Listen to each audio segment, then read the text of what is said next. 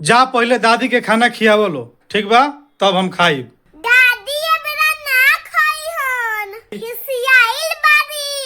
फिर मेरा दोनों गोल में दू गोला भर रहल है। आ? क्या बात कर रहे रे बाबा? का भर रहा है मेरा? दादी कहतरिनु कि तोर मतारी रोज बिना नहइला ही रसोई घर में घुस जातिया, रोज बिना नहइला ही खाना बनावतिया। कैसन फुहर उतार गइले दादा। हम रोज पूजा पाठ करतानी, सब हमर पूजा पाठ कइल भरस्त करतिया।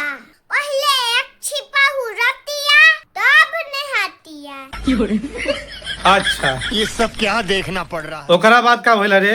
मम्मी कहतारिनु कहे दादा बुढ़िया एक घड़ी पुजेरी बनतिया।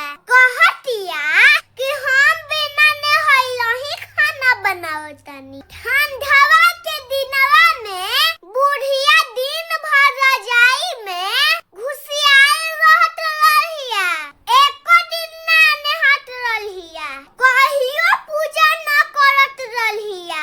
और गरमिया के दिनवा आवते बुढ़िया बड़का पुजेरी बनतिया। तो ठंडवा के दिनवा में काहे ना पूजा करत रहिया।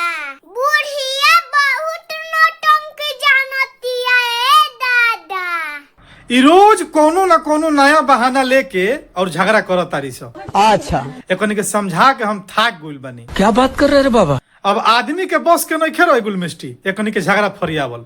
अब एकनी के झगड़ा फरियावे खातिर साक्षात काली माई के आवे के पड़ी। बाप रे! तबे एकनी के झगड़ा फरियाई।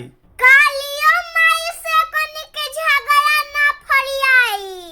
अगर काली माई कनी के झगड़ा फरियावे आई है ताई उनको छोटा कबाड़ दी है सा।